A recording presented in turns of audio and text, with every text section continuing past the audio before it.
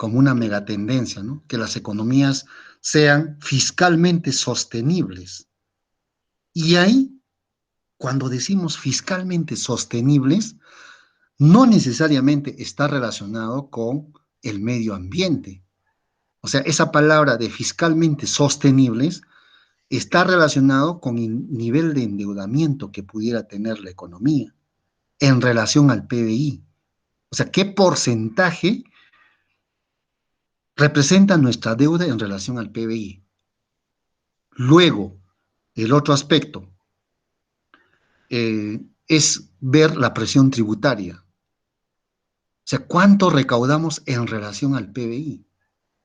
Si hay un indicador tan sencillo como es el de la presión tributaria, acá nos olvidamos eso, la recaudación tributaria simplemente se define como algo sencillito, como la cantidad, perdón, la presión tributaria es recaudación tributaria en relación al PBI. Eso es. Entonces, este ratio, bueno, nosotros le llamamos en esto, ¿no? En temas empresariales, ratio, ¿no? A la división.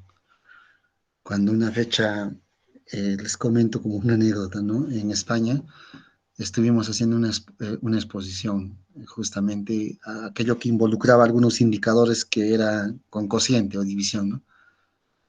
Acá tenemos tal indicador sobre, ¿cómo? ¿Cómo que sobre? O sea, nosotros a veces decimos, ¿no? 10.000 sobre 5 o entre, ¿no? Inclusive así, entre. ¿Qué es entre, no? Ellos le llaman 10.000 partido 5.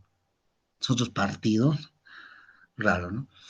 Bueno, igual también dentro del concepto de megatendencias hay algunas expresiones que pueden llevar a confusión. Por ejemplo, uno es sostenible fiscalmente, que no es lo mismo que un crecimiento sostenible, ¿ya?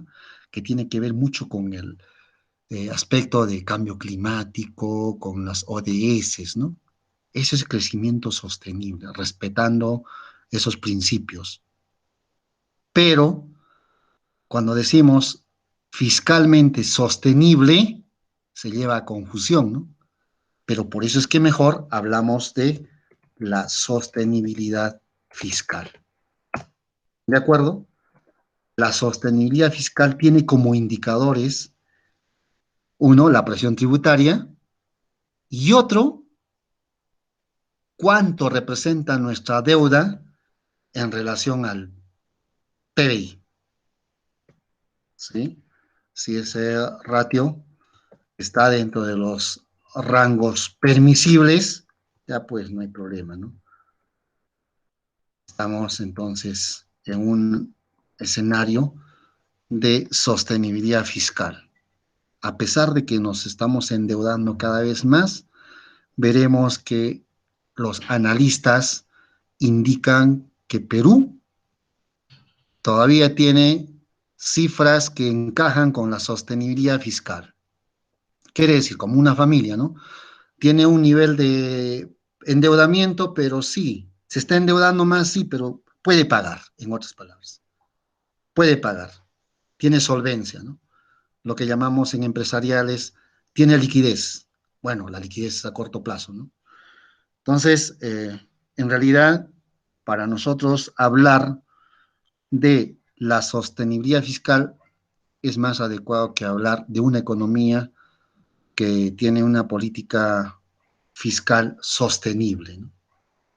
Muy bien, en todo caso, como pueden apreciar ustedes, aquí lo que trato de transmitirles y compartirles es que a nivel de indicador fiscal, el resultado económico era lo más relevante. ¿Cuál es la megatendencia nacional? La megatendencia nacional es que este resultado económico que es deficitario, de acá a un tiempo sea superavitario. ¿De acuerdo? Muy bien. Ahora, cuando hablamos de que las megatendencias están centradas en el crecimiento económico y en el desarrollo económico, hablamos acá y agregamos a ambos lo sostenible. ¿Sí? Pero a nivel de indicadores, lo que importa a veces en las evaluaciones o en los en las construcciones de los KPI que se llaman, o los indicadores, ¿no? Acá podemos hablar, ¿no? Miren lo que hago, ¿qué está diciendo acá? En los indicadores son los indicadores claves de desempeño, ¿no? Los famosos KPIs. Vamos a hablar muchísimo cuando vayamos construyendo algunos KPIs de megatendencias. En este caso, los indicadores claves de crecimiento, que básicamente se reflejan con el PBI, y los de desarrollo que tienen que ver con, por ejemplo, el índice de desarrollo humano, los IDHs, los índices de competitividad, el índice de fortalecimiento del capital humano, ¿no? Y algunos otros. Bueno, capital humano es como resultado, pero el origen, que, por ejemplo, los porcentajes de presupuesto asignado a educación, a salud, porque sin educación y sin salud no tendremos un buen capital humano. Y en salud no se promueve unas acciones curativas. En este concepto encaja mucho las megatendencias preventivas más que las curativas. Es bien complicado que una persona que se haya enfermado y vuelva a su estado original, así como cuando ustedes van a leer en el reporte de inflación, siempre van a hacer una comparación entre esa etapa de transición, ¿no? Prepandemia y pospandemia. Ahora estamos en pospandemia. Todos los indicadores, y no me van a dejar de mentir, ¿no? En este momento, seguramente ustedes ya han dado una mirada al reporte, dicen, ¿no? Todavía no tenemos los niveles prepandemia, o nos estamos aproximando a los niveles prepandemia, ¿de acuerdo? Entonces ahí se habla ahora de prepandemia, pospandemia. Antes se hablaba en las catástrofes que hubo en los años 32 con esto de la Gran Depresión, antes de la depresión, después de la depresión. O sea, siempre hay esos tránsitos, ¿no? Que suceden a nivel mundial. Y una de las megatendencias será pues recuperar los niveles. Bueno, no es que una, sino la tendencia o la megatendencia global será pues la recuperación de los niveles prepandemia, de todos los indicadores claves de desempeño, ¿no?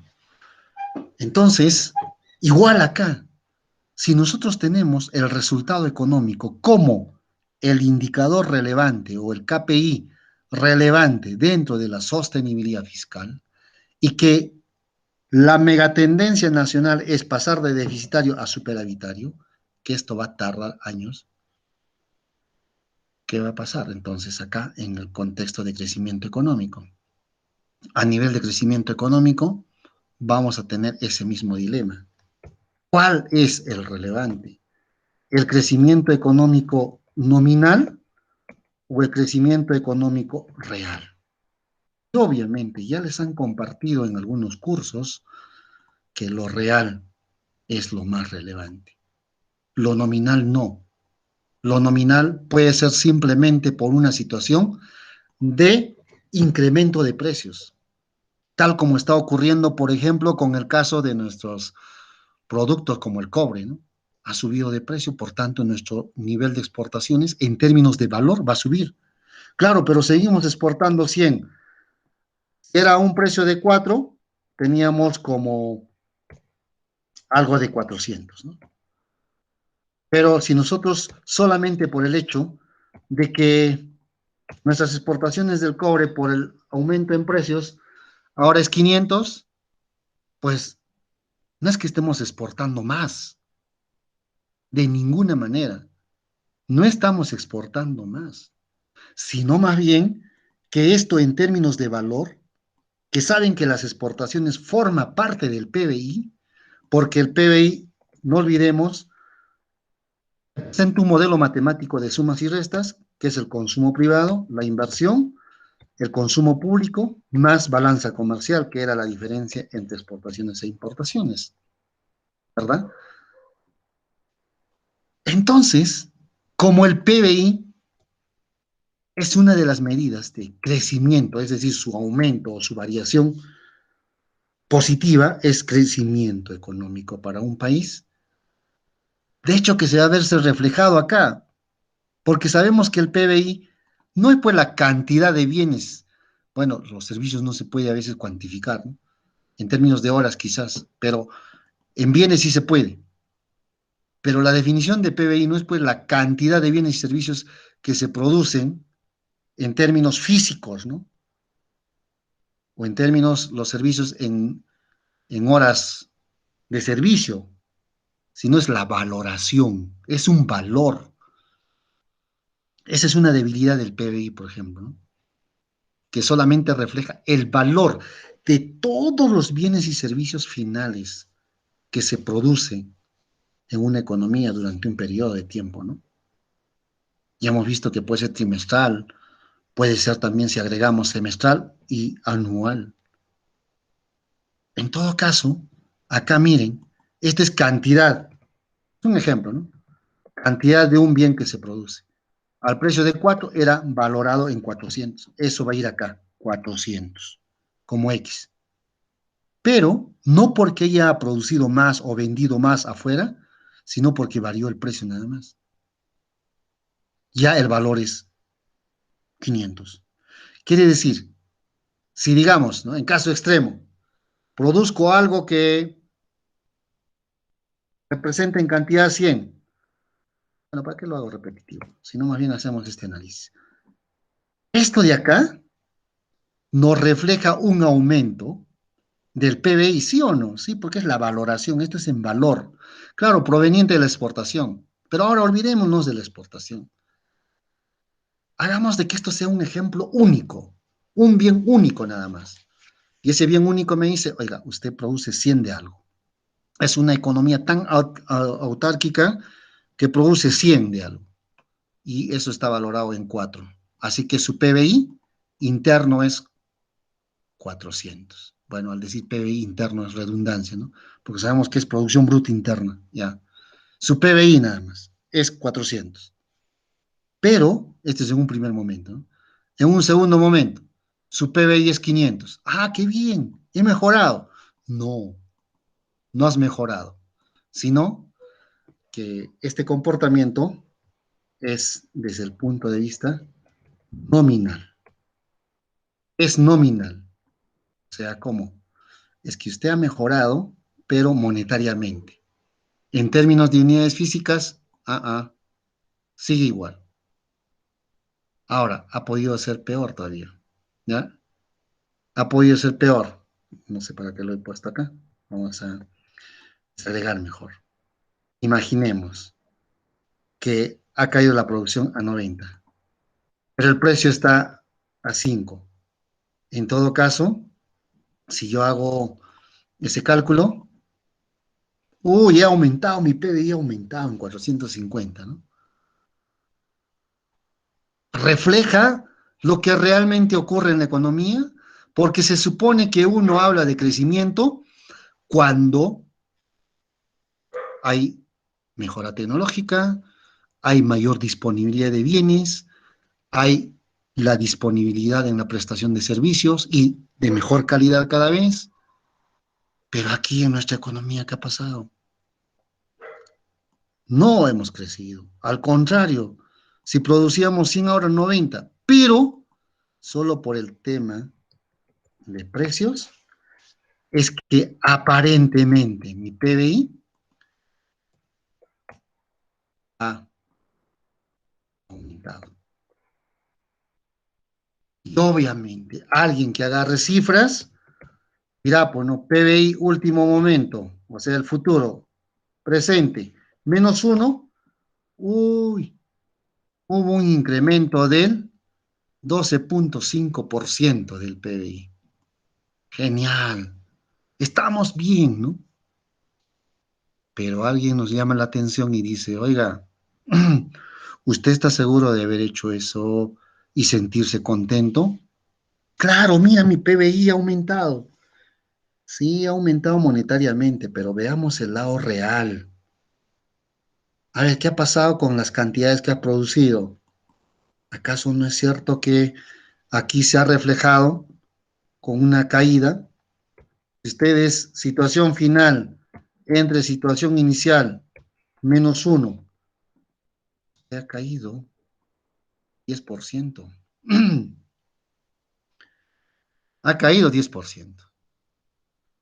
Pero ¿cómo es que esto ha subido? Ha subido porque situación final de precios entre situación inicial -1, aparentemente está teniendo un crecimiento del 25%. Pero en precios es otra cosa. Ya, pero igual hemos crecido, ¿no? Bueno, si usted se deja llevar por ese espejismo, asúmalo, ha crecido. Ya está. Y es más, puede ser que con ese crecimiento usted se dé cuenta que no va a hacer nada. No va a hacer nada. Porque total, han subido los precios, subieron los otros precios. Si usted quiere hacer inversión pública, los insumos para hacer una infraestructura educativa también han subido y al final puede estar peor. No creo, pueden decir inclusive, ¿no? Si no, veamos lo que ha pasado con Venezuela. ¿Cuánto, cuánto estaba el petróleo hace algunos años cuando estuvo en el poder el expresidente Chávez? Y después, ¿por qué es que Venezuela, que tenía antes dinero hasta para regalar, inclusive con esa alianza del ALBA, hasta se mandaba médicos, ¿no? Nos traían médicos ahí con su socio de Cuba, nos mandaban las campañas, ¿se acuerdan? Oftalmológicas, llegaban hasta nuestra frontera, Copacabana, iba bastante gente, ¿no? De nuestra zona a hacerse las atenciones ahí. Tenían dinero para eso, ¿no? ¿Pero por qué? Porque simplemente uno de los principales recursos, como es el petróleo, tenía un precio, una cotización internacional altísima, demasiado elevada. Pero después, cuando llegó a sus niveles, es como que hubiera tenido un valor de 140 por barril, ¿no? Y luego llegar a 50 por barril, produciendo lo mismo. Miren, ¿cuántas veces más si hacemos un análisis solamente desde el punto de vista nominal? 2,8 veces, ¿no? Tanto dinero. Y a partir de ahí se empezaron a distorsionar algunas políticas, como control de precios, por ejemplo. El peor error que una economía puede cometer, ¿no? O que un diseñador de política puede cometer. Y ya, llegado en un momento, ¿sí? De repente la situación inicial era, ¿no? En 140, pero cuando bajó a 50 ya no tenía dinero. Ya esos bonos sociales que se daban a las familias, ya fue recortándose, problemas de déficit, hasta que al final en los mercados ya no había con los controles de precios la cantidad de bienes disponibles, se generaron mercados negros. Y otra de las megatendencias que se está analizando, y lo hemos visto ayer, es la dinámica poblacional, no solamente por el lado de las tasas de natalidad, no, no solamente por ahí, sino el movimiento, es decir, las políticas migratorias entre un país y el otro. ¿Se imaginan con este problema de el sueño americano? O sea, se habla de algunas megatendencias con la finalidad de mejorar el bienestar, pero cuando algunos países ven amenazados su, entre comillas, su soberanía interna por una alta tasa de migración, entonces empiezan a implementar políticas de control migratorio. ¿Y acaso no es cierto que eso no solamente les genera algunas, o les trunca algunas aspiraciones a algunos ciudadanos. Está bien, no tenemos posibilidades de desarrollo interno, pero podemos buscar posibilidades de desarrollarnos personalmente en otros lugares, ¿no? Así como hay movilidad de capitales que pregonan algunas empresas, las que tienen que con un solo botón podemos mover capitales de un país al otro. ¿Acaso no es cierto que la movilidad del factor capital no tiene esa misma dinámica? Imposible. Si ustedes como profesional quieren irse a otro lado para hacer unos estudios nomás, las validaciones, las revalidaciones y tal, y si tienen convenios como la apostilla de la Haya y todo eso, recién podrían. Pero si eso no tienen, les están pidiendo los sílabos, las convalidaciones, cuántos años de estudio son. No, entonces no te podemos admitir algunos compañeros. No te podemos admitir, porque no has llevado el 60% de cursos de formación matemática. Solamente acá tienes 5 cursos nada más y eso no justifica de que puedas llevar estos o puedas hacer esta maestría o este doctorado, ¿no? Los han rechazado, ¿no? Entonces, uno se pone a pensar y decimos, ¿no? Esas megatendencias que se plantean a veces son inequitativas también.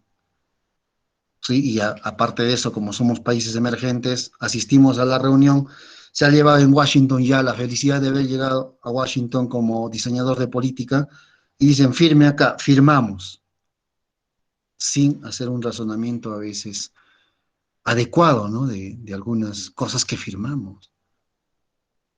Eso pasa también en la gestión privada y pública, ¿no? A mí me han hecho firmar alguna vez, más de una vez, y no me daba cuenta, y en algunas que sí me la han hecho, ¿no? Te traen cantidad de documentos para firmar. No estás enterado de todo el asunto porque por todo lado ingresan, ¿no?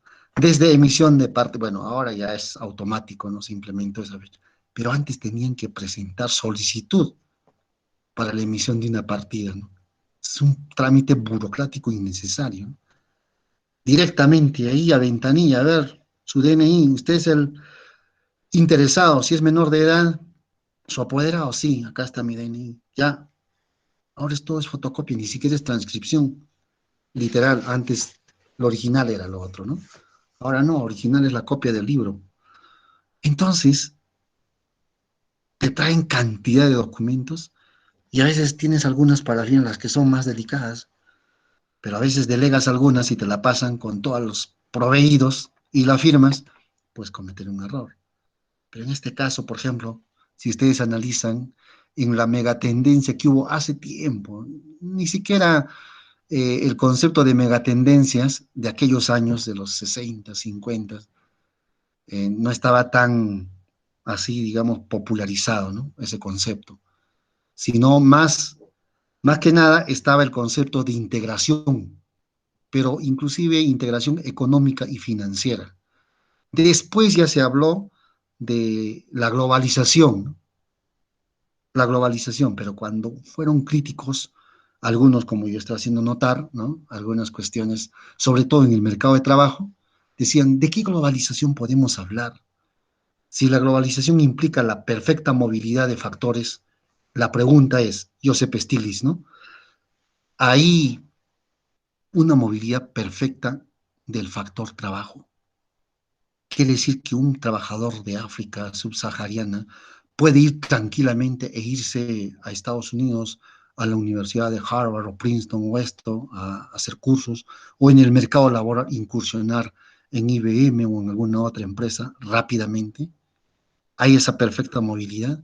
¿Acaso no es cierto que para llegar allí tenemos que tener visas y si salimos con la cita por suerte, después de un tiempo para que vayamos a justificar de por qué vamos y si tenemos los recursos? No hay una perfecta movilidad, eso es lo que mostraron, ¿no? Entonces no se puede hablar de globalización, es un concepto errado. Entonces, ¿de qué se puede hablar? De una integración parcial. Habrá movilidad perfecta en el tema financiero. Eso sí, ahí se ha avanzado. Ni siquiera así, decían, ¿no? Porque no tenemos una moneda única en el mundo. Cada país, por su concepto de señoriaje, tienen su propia moneda.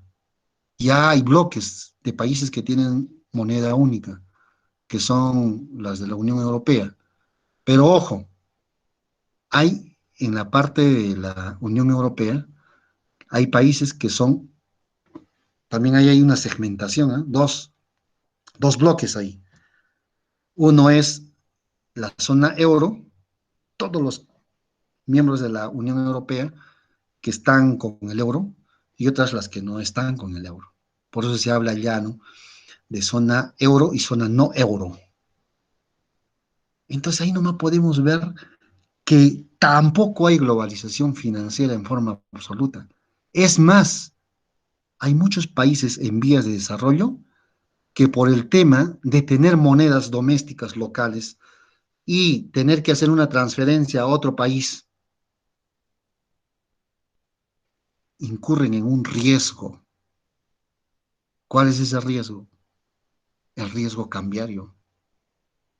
De repente, en algún momento, alguien me mandó para hacer una inversión, $1,000. Muy bien, $1,000. El tipo de cambio estaba a 3.60 en esa fecha. Ya está. He llevado al mercado nacional, lo he liquidado en 3.600. Y termino ganando ahí el 10%. Después de un tiempo, digamos a estas alturas, ¿ya? Julio, el tipo de cambio está a 3.99, no es exagerar, ¿no? Ya 97.5. No he visto en la mañana cuánto está. Entonces, decimos, ¿no? Acá, ¿cuánto necesitamos para llevarnos nuestros dólares? Miren, si teníamos 3.600 y con nuestro modelito, ¿no? Ya sabemos, uno más la tasa de rentabilidad empresarial, bueno, a nivel de administración, finanzas y tal, hablamos, ¿no?, de los índices de rentabilidad, ¿no? Ya 10%. Entonces terminamos llevándonos 3.960. Bueno, eso es lo que tenemos. Vamos al mercado cambiario. Es más, ni siquiera en esa fecha, porque hay dos tipos de cambio, ¿no? Digamos, 3.60 ha sido la compra y la venta, o sea, ustedes como vendedores, a 3.50. Y sí, bueno, no, a veces no es tan esto. 3.58 ya. Bueno, lo vendieron a 3.58. Listo. Pero al momento de irse, ya, tipo de cambio compra, tipo de cambio venta. Ah, en este caso ya no es venta, ya es compra para mí, y es el más caro. Entonces, ¿cuánto necesito? Bueno, a ver, o para cuánto me alcanza mejor, ¿no? Eso me alcanza, uff, si alguien de afuera me mandó $1,000, algún hijo familiar, ¿no? Me dice, papá, te mando $1,000. Dice que allá una empresa está pagando 10%, ya ni siquiera mucho tiempo, ya 6 meses. Mételo a plazo y ya te ganas alguito. Ya, listo. Muy bien. Entonces hace ese movimiento. Después de 6 meses, recibe 3.938. Feliz, ¿no? Claro, deposité 3.580. Hijo, acabo de casi me gano 400 en 6 meses. Por lo menos me ha ayudado algo. Papá, entonces te hubiese mandado 10.000, ¿no? Te hubiese mandado 100.000. Miren, uno no solamente se va a empobrecer por el tema que no tiene nada. Lo poco que tiene pierde valor. Acá, si nosotros decimos, ¿no? Una familia produce, bueno, 100 arrobas de papa. Las papas los lleva al mercado y lo vende la arroba, bueno, llámese a cuánto. Ustedes saben cuánto está la arroba de papa, dependiendo del kilo. Ya digamos, unas papas razonables de la zona, que son 24 soles la arroba, ya está. Entonces, 100 arrobas de papa. Muy bien, 2.400 soles. ¿De acuerdo? Pero, ¿qué va a pasar? Hay una variable acá, IPC, amenazante, presente, que va a hacer que se deteriore nuestra capacidad de compra. Es más, si ustedes van a las noticias, acá estuve viendo, miren, uy, ya se bloqueó esto. Miren, precios de combustibles. Petroperú y Repsol subieron precio del GLP en 8,3%. ¿No? O sea, han subido desde el día 7 de julio, han subido los precios. ¿De acuerdo? Entonces, ¿qué va a pasar? Que muchos productos están subiendo. Muchos productos están subiendo. Y eso, ¿cómo afecta a las familias? Obviamente, afecta la variable relevante, consumo privado. Y sabemos que el consumo privado es más del 60% del PBI. Y eso lo hemos visto ayer. Más del 60%. Entonces, muchas familias, si antes compraban algún bien, de repente, a ver, pongamos nomás lo que ha subido más. Lo que a mí me ha sorprendido, lo que han subido más, por ejemplo, en este tipo de productos de consumo diario, es el aceite, ¿no? Claro, porque es un derivado. Bueno, a menos que sea vegetal, pero igual ha subido. Antes que estaba en 35, 33, 32 el galoncito esos, ahora ya en algunos lugares están por encima de los 50. El balón de gas, que estaba alrededor de 32, luego 35, 40, ahora ¿cuánto está? El otro día me trajeron a 45 soles y me dijeron, con tendencia a, ¿sí? Hasta ellos ya manejan esos conceptos de tendencia, ¿no? O sea, hacia dónde va. No será una mega tendencia, pero la tendencia, me dicen, con tendencia a que la siguiente puede ser que esté 50 o más. Entonces, ¿qué vamos a decir? ¿Y saben qué? Antes nos hacíamos unos matecitos en casa y ahora mates no. Confiemos en que el agua o tomar agua sin hervir o imaginemos, ¿no? Las medidas que van a tomar en familias donde hay más vulnerabilidad inclusive, ¿no? Entonces, esta variable consumo puede verse perjudicada, ¿no? Porque simplemente, ¿qué? Están subiendo los precios. No porque alguien acá internamente ha manipulado. Esto obedece a una situación, ya les dije, oferta-demanda.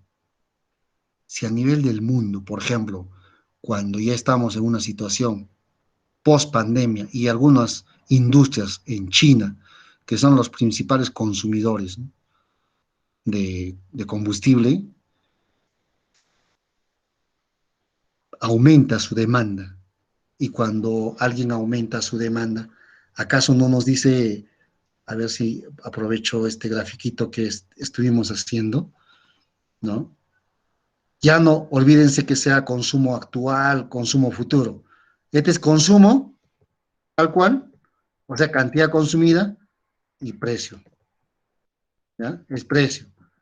Entonces acá solamente nos falta insertar qué cosa en el análisis nos falta insertar la oferta, punto de equilibrio. Esto fue la situación inicial, pero decíamos, ¿no?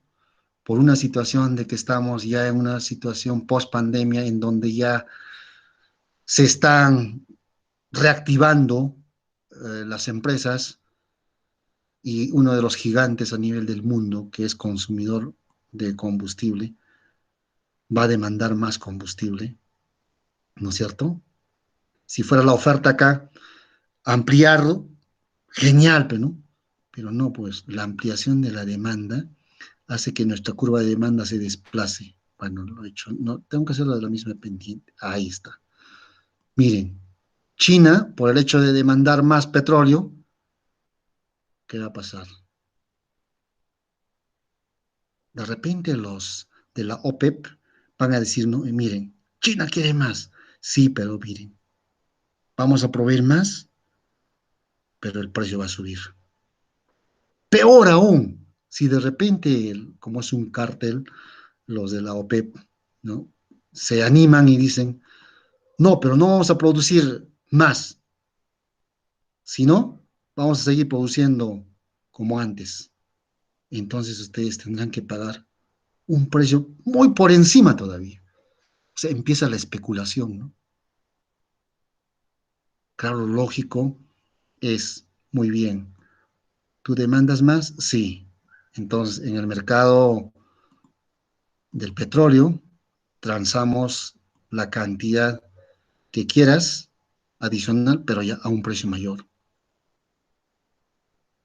Entonces, China, como saben que le están vendiendo los combustibles a un precio más alto, todo lo que produzca ya no va a costar lo mismo, va a subir más. Y como nosotros importamos, vamos a importar a un precio más elevado. Y eso se llama el efecto contagio, ¿no? Entonces, ¿qué va a pasar? Por ese solo hecho de lo que pasa en otro lado, alguna vez ustedes habrán también expresado lo mismo que expresaba mucha gente, ¿no? En China dice que hubo un virus, está matando a la gente. Ah, pero ¿qué importa? Aquí no pasa nada, no va a llegar eso. Y justamente eso del efecto contagio, en políticas macro se hablan desde hace años, ¿no? Y precisamente cuando uno hace un análisis del efecto contagio, decimos, el efecto contagio no es por el lado de la demanda interna, es por el lado del canal comercial. Al momento de interactuar con el mundo, con exportaciones e importaciones, ahí es donde transmitimos ese efecto inflacionario que se puede dar en otros países. Al importar insumos, estamos importando algo muy caro, sí, muy bien, pero eso, ¿ustedes creen que la empresa no lo va a transmitir en sus precios internos? Por supuesto. Ya no estamos hablando ahora del tipo de cambio como tal, sino de la variación de precios también, las cotizaciones internacionales, a lo que se conoce como los términos de intercambio. Si en algún momento nuestros precios exportables es mayor que los precios importables, nuestros términos de intercambio mejoran, ¿no? Pero artificialmente. ¿Cuándo sería, digamos, una mejora de los términos de intercambio competitivos? Ah, cuando nuestra estructura productiva sea eficiente. O sea, nosotros producimos algo que en otros lados se produce, pero eficientemente, o sea, a menor precio y en menos tiempo. El tema de eficiencia va acompañado ahí, ¿no? Y somos competitivos. Ah, ya, pero es otro análisis eso. Acá estamos analizando cómo es que las familias se pueden verse perjudicados por el tema cambiario, riesgo cambiario. Miren, a ver, alegremente nos han mandado una remesa de allá, invertimos, creemos que nos ganamos, pero al final eso ni siquiera llega a cubrir lo que habíamos invertido, los $100,000. Y alguien, si esto fuera, digamos, un índice de rentabilidad, dijéramos, ¿no? Como que fuera ya el neto, el BAN. El BAN final entre el BAN inicial, 0,9. Esto tiene que ser más de uno, ¿no? En todo caso, noten ustedes cómo algunas megatendencias que se plantean deben estar bien definidas, con unos KPIs bien definidos. Si aquí el KPI es nominal, estamos muertos, como dice Keynes, ¿no? O bueno, decía, en el largo plazo todos estaremos muertos. Y esa frase tiene diferentes connotaciones, diferentes connotaciones. ¿Y aquí cuál sería esa? Bueno, que si nosotros nos fijamos solo en el tema nominal, simplemente sufrimos de miopía o es una ilusión. Podemos estar teniendo incrementos del PBI nominalmente, pero en términos reales, bueno, en términos reales no es así. Ahora, si uno hace un ejercicio, por ejemplo, ¿no? Ayer estuvimos haciendo un pequeño bosquejo en cuanto ha crecido, digamos, del segundo al tercero, índice simple, ¿no? Decimos valor del tercer trimestre entre valor del segundo, o sea, siempre su periodo pasado, el próximo pasado, menos uno, negativo. Y más aún, si lo hacemos anualmente, miren, vamos a hacerlo anualmente, ¿ya? Vamos a hacerlo anualmente. A ver, PBI 2019 entre PBI 2018 menos uno. Ven que ese modelito tan sencillo pero potente, 4% ha crecido. Ah, 4%. Sí, pero si hacemos lo mismo a nivel anual con 2000, a ver, vamos a ver si eso se ha dado. No, no se ha dado. Agarra otro valor. ¿Por qué? O acá nos hemos equivocado, no creo. Es año, sí, 2018, 2019. Correcto, está bien. ¿Por qué entonces acá no lo ha cogido? Ah, es que hay otras columnas. Entonces hacemos otra vez. Año 2020 versus año 2019 menos uno. Miren, claro, habíamos visto que por el tema de la pandemia hubo no un crecimiento, sino estuvimos en un periodo de recesión. Ha habido una recesión. Quiere decir que nuestra economía pasó en términos monetarios de 770.520 millones a 715.709 millones. Y si a esto le agregamos la inflación, porque eso es lo que nos sugiere aquí el modelo, ustedes tienen que hacer no un análisis de crecimiento nominal, no, real tiene que ser. ¿Y qué significa lo real? Lo real significa que ustedes a ese nominal tienen que ajustarlo por IPC. Y claro, algunos de ustedes me dirán, ¿y cómo lo hacemos? Este modelo se llama el modelo de la deflactación. Si uno quiere hacer un análisis de las megatendencias relacionadas con crecimiento económico, debe saber que el KPI indicado es crecimiento económico real. PBI, que en términos de crecimiento sean reales, no nominales. Quiere decir entonces que este crecimiento que ha experimentado entre el 2018 al 2019, de 4%, ¿no es 4%? No, esto va acompañado con términos nominales, es decir, inflación. Hay que descontar ese efecto inflacionario. ¿Y cómo así?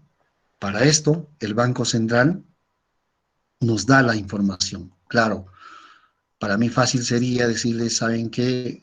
Ustedes vayan al Banco Central y bájense la información.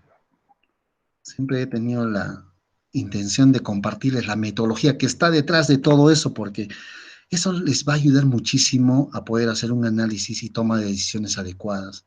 Ya les había indicado que el tomar decisiones no es, no es adecuado solamente porque la intuición me lleva a eso, ¿no? No es. Ya les dije, tampoco es la experiencia.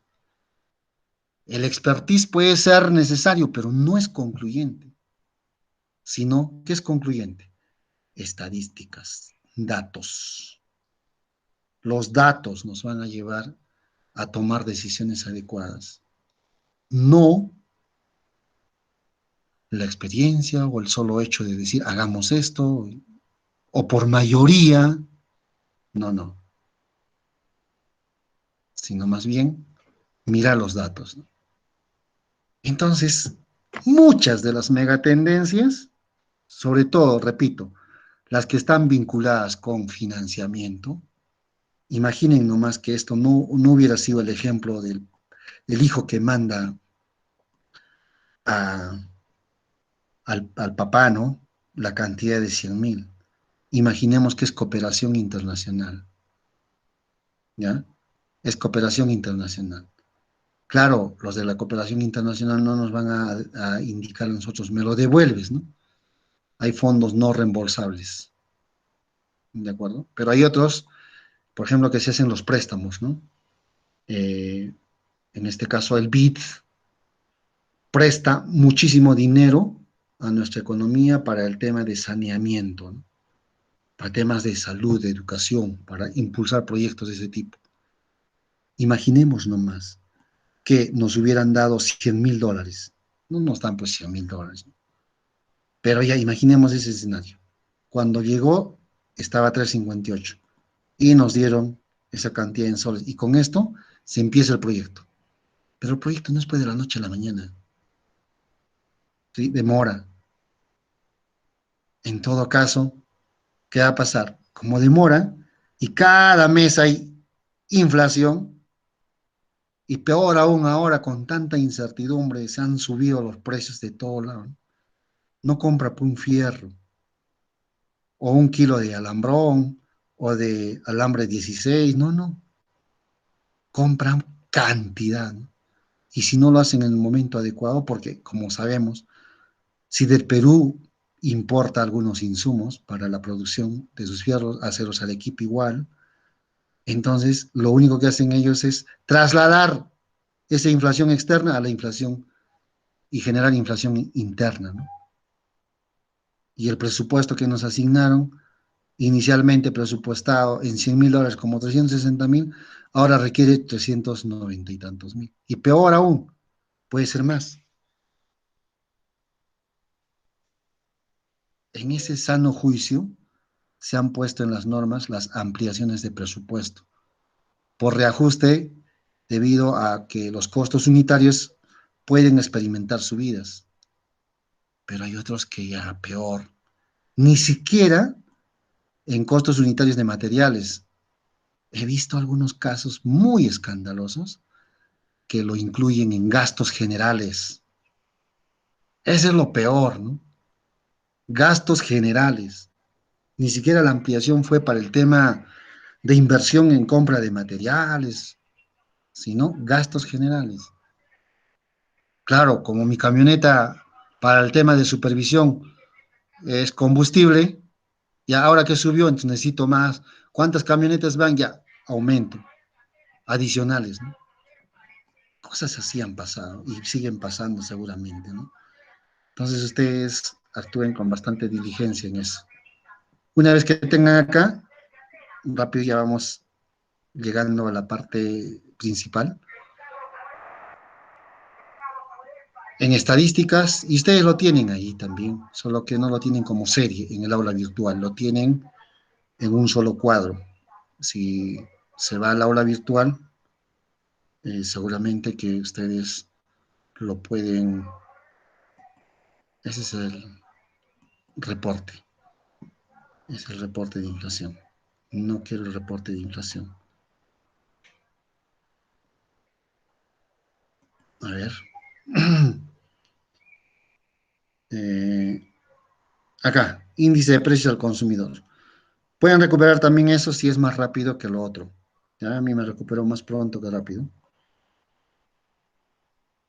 Pero como les voy a pedir con diferentes periodos, es importante que sean un poquito pacientes, porque acá solamente tenemos 2019 julio hasta junio 2021. Ni siquiera esto es una estimación, no es al fin de periodo, ¿no? En cambio acá, sí, ya ha cargado.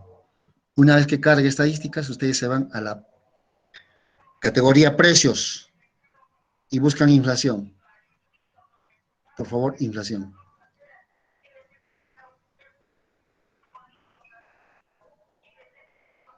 Ya está.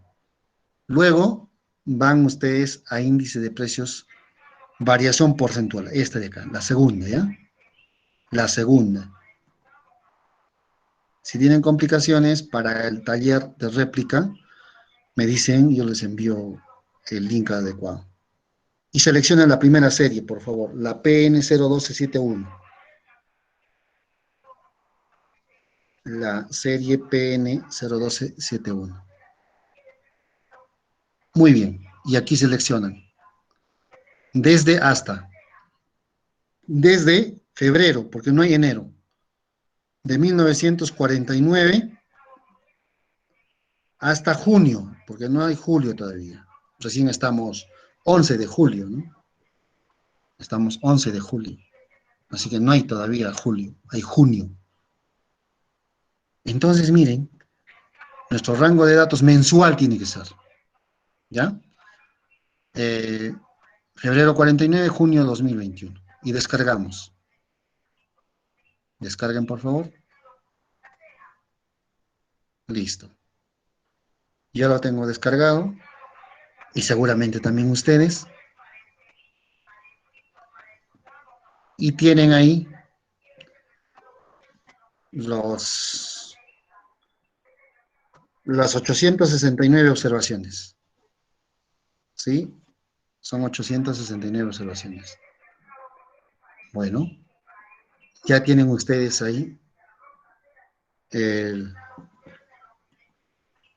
periodo de análisis. Muy bien. Pero basta que hagamos con uno de los años para que ustedes hagan la réplica. Les voy a compartir al final cómo es que van a proceder con el taller.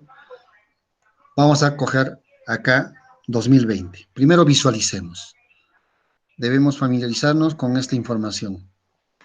Y como ven, este indicador es súper importante en todas las megatendencias a nivel de crecimiento económico.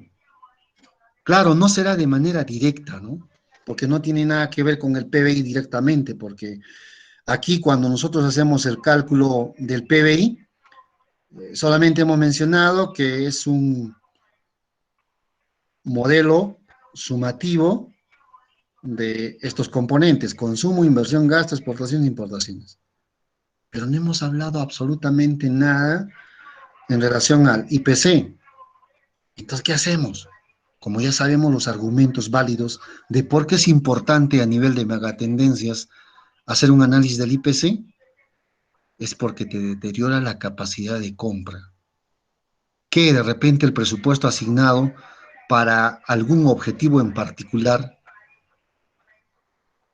en un inicio, solo por efectos del IPC, puede ser que ese presupuesto sea insuficiente y por tanto vamos a pedir adicionales. Y si la economía no estuvo preparada para hacer adicionales, tendrá que endeudarse si quiere concretizar con ese proyecto. ¿Ustedes creen el hecho de que el hospital materno de Juliaca se siga posponiendo, se siga posponiendo? ¿Eso es bueno?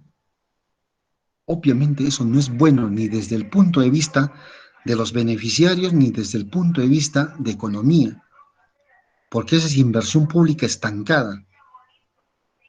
Y nos estamos pasando el tiempo en, como ya cambian incluso los residentes y todo, seguramente expediente de conclusión, otro desembolso, que hay que hacer la valorización, a ver hasta dónde han avanzado. No, esta obra no lo continuamos porque hay indicios de corrupción,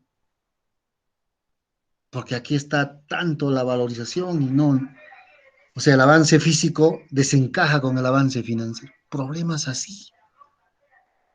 No solamente será eso, hay bastantes proyectos de inversión pública paralizadas y eso va a ser también un análisis para las siguientes semanas, ¿no? ¿Cómo es que entonces, siendo una megatendencia el crecimiento económico y posteriormente el desarrollo económico sostenibles, cómo es que podemos hablar de que aspiramos a un crecimiento sostenible si sabemos que uno de los componentes que depende directamente del Estado tiene un avance desastroso, ¿no? Es que hay factores condicionantes, así se llaman los estudios, los factores condicionantes. O sea, hay factores que nos impiden que a estas alturas tengamos un avance del 60 o 70%. Están viendo, el avance de ejecución presupuestal es bajo. Hay que analizar cada uno. A mí me gustaría, y eso les dije, para mí, ¿de qué me sirve un Conectamef en cada una de las localidades, le digo? Para que me vengan a contar las líneas metodológicas que están en el esquema del INVIERTE-P y me digan, presenten sus documentos, presenten sus proyectos y ya va a llegar ya al concurso o fondos concursables como FONIPREL. ¿Para qué? No me sirve de nada tener una institución desconcentrada del MEF llamado ConectaMEF para que me estén ahí haciendo las capacitaciones que en los manuales los pueda tener. Y además de eso, ¿cuál es el impacto, ¿no?, de tener esos ConectaMEF, por ejemplo, ¿no? Como asistencia a gobiernos locales, nulo, es nulo, y se los digo así, es nulo, no hay. De repente porque organizan unos cursos de capacitación, se los manda a los funcionarios, y justifican por ahí su existencia, ¿no? Pero el impacto real, para implementar proyectos de inversión pública, asesoría, mira, ¿saben qué? En esta parte estás fallando, tu estudio de mercado no está bien, esto corriges, se necesita ese tipo de cosas. Entonces, miren que los proyectos que están ahora como prioridad, porque hay algunos gobiernos locales que no están enterados, la prioridad para el próximo año será educación. Por tanto, hagan proyectos de educación. A ver en qué parte les falta, a ver una visita ahí de trabajo coordinado. No hay, pero eso sí se ha visto, por ejemplo, en INDECI, ¿no?, a través de la plataforma del SINAGER, que saben que es el Sistema Nacional de Gestión de Riesgos y Desastres. Ojo, esto de acá, el SINAGER, es mucho más importante que el CONECTAMEF en temas de inversión pública. ¿Por qué? Porque en muchas ocasiones hay proyectos de inversión pública que en la gestión de riesgos y desastres no se toma en cuenta una evaluación de riesgos. ¿Cuántas infraestructuras se han hecho en zonas vulnerables a derrumbes, deslizamientos, inundaciones? ¿No han visto noticias donde dicen el campo deportivo de tal lugar en medio del agua en tiempos de lluvia, ¿no? O en Miraflores, me acuerdo una noticia que salió, ¿no?, un complejo que habían hecho en una zona muy vulnerable, puro relleno, excelente la infraestructura, bien hermosa, ¿no?, pero ya se estaba deteriorando antes de haberse incluso inaugurado, no, inaugurado exagero, creo que se había inaugurado un tiempo y ya, pero estaba así. Entonces, esa asistencia que ellos daban, bueno, al margen de decir, ya han llegado frazadas y todo eso, ¿no?, para el tema de friaje. Ahí se ha propuesto, por ejemplo, las viviendas temperadas, ¿no?, las viviendas confortables. Eso se debe impulsar, ¿no? No, pero eso es como un tema privado, es como hacerle la casa para este, tal persona, ¿no? Pero oiga, ¿acaso en el largo plazo no estamos llegando a gastar más que eso inclusive? ¿Cuántas veces les damos frazadas, se les da, pero esas frazadas no terminan en casa? Se les entrega y a la siguiente ya están en el mercado. Eso es así, esa es la realidad que a veces vivimos, ¿no? ¿Prefieren ellos acaso una frazada maranganí, que se llaman entre comillas? Quieren sus frazadas, las que se tejen ahí, y esas son las más abrigadoras, ¿no? Tendrán una de por ahí, pero las que se siguen dando año a año por el tema de friaje, y si sumamos eso durante los últimos años, ¿no sería conveniente hacer las viviendas confortables? Otra vez, es que es privado. Los mercados, un tiempo dijeron, privado, está bien. Es como construir una tienda, pero en un lugar concentrado, así. Sí, pero tiene otra connotación. Puede ser que sea un puesto privado, pero se genera empleo y además se da la accesibilidad a los productos, ¿no? Esa es la naturaleza también. En la ley orgánica, aunque ustedes no lo crean, hay algunos lineamientos de política relacionados con facilitar el transporte, ¿no? Ahora, la otra cuestión que les quería comentar en torno a eso, ¿y qué hay de los cobertizos entonces, no? Los cobertizos son así como pequeños lugares, ni siquiera son muy confortables, ¿no?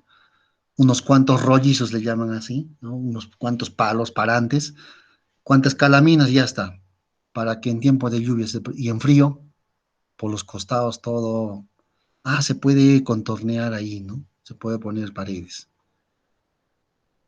O sea, que hay situaciones, inclusive a nivel de gestión pública en proyectos de inversión, que son bien contraproducentes. A los gobiernos locales les dicen, eso es una intervención privada, hacer los cobertizos, pero hay otro programa, esa fecha, ¿no? Por, por otro tipo de programa, un programa sectorial, sí que podían hacer cobertizos. Se podían hacer cobertizos, pero a un gobierno local les decían, no, es intervención privada. Además, la gente en las comunidades, una vez hechos los cobertizos, guardan su triciclo, su moto, su bicicleta, pero no hay ni una vaca. Y eso es verdad, eso es verdad. Así en algunas zonas, claro, no es general, como los beneficiarios son 200, incluido aquellos que sí tienen y no tienen ganado, se hace para todos por igual. Entonces, algunos sí realmente guardan, pues, ¿no? O es el garaje si tienen ahí algún vehículo menor. Entonces, hay toda una discusión en esos temas. O sea, no es una cuestión de mirar números nada más, ¿no? Sino mirar procesos. Siempre lo voy a manifestar también eso. Entonces, miren, la importancia de analizar el comportamiento de los precios en una economía es súper importante, porque eso nos puede deteriorar no solamente la capacidad de compra de una familia o de la población en general, sino a nivel de los objetivos planteados, como en el curso, de megatendencias.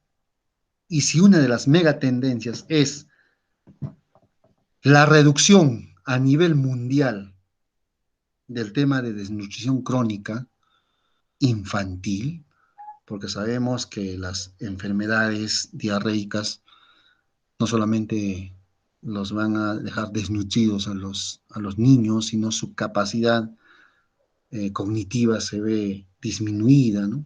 Por esas enfermedades. Por eso es que impulsan los conceptos de agua segura. Y si es que en algún momento eso se masifica a nivel de todos los países, inclusive en vías de desarrollo y tal, un presupuesto que se asigna en un tiempo y no hay esa agilidad con la cual se va a ejecutar los proyectos, puede hacer que llegado, en teoría, el momento o el ciclo del proyecto o al finalizar el ciclo del proyecto, con ese presupuesto no hemos llegado ni al 60%. ¿Qué va a pasar? Bueno, pero les dimos el dinero. Ustedes no lo han hecho a tiempo. Sí, pero no porque yo lo quería. Hay procesos que fallan. Y eso el Estado debería de tomar en cuenta también. El mismo sistema de contrataciones en el Estado. Eso es lo que también dificulta, ¿no? Y por eso alguna vez dije, el Estado no confía en el mismo Estado. Es como que yo como papá no confiara en mi hijo, sino más bien en el hijo del vecino o algún otro amigo para que me vaya a comprar el pan, por ejemplo. Tengo que ir a buscarlo a su casa, al amigo, y le digo, cómprame pan de la tienda. ¿Cuánto tiempo voy a demorar? Y si no está, de repente en casa de ahí, del amigo ese, nos dice, ahorita va a regresar, esperamos 5 minutos, solo por esa cuestión de que no lo compre mi hijo. Ya lo espero 5 minutos, llega, cómpramelo pan. Ya, pero en este momento primero voy, regreso y luego recién le traigo el pan. Cuando ese proceso ha podido agilizarse y tener el pan en menos de 3 minutos y no estar generándonos una ruta innecesaria, ¿no? ¿Qué quiero decir con esto? Es que las modalidades tipificadas acá, las estándares, bueno, al momento que estuvimos, incluso ahora ya hay pues eso de las variantes, ¿no? Del compromiso de gobierno a gobierno, que las alianzas público-privadas, obras por impuestos, ¿sí? Pero les hablo del contexto en el cual estuvimos. Y ahora también voy analizando esos contextos y digo, estamos en lo mismo. El problema del rezago o del retraso, como quiera llamarse, o el poco avance de ejecución presupuestal, son temas de procesos y cada proceso tiene un tiempo que innecesariamente se prolonga. sea, ¿cómo es que después del otorgamiento de la buena pro se tiene que esperar tantos días? ¿Por qué no en el mismo acto? Inclusive le estamos dando la posibilidad al proveedor para que en ese tiempo analice su conveniencia o no de firmar.